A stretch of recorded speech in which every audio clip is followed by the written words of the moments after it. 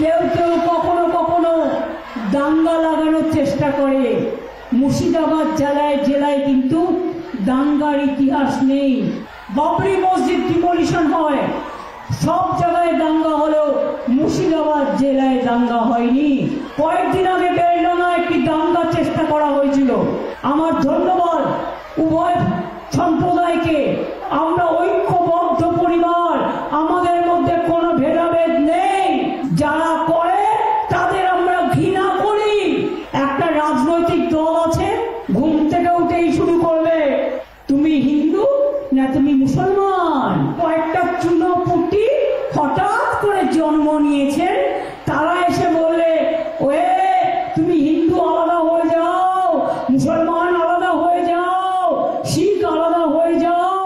আর Murshidabad majority মুসলিম, আপনাদের উচিত সংখ্যালঘুদের বেশি করে প্রোটেকশন দেয়া।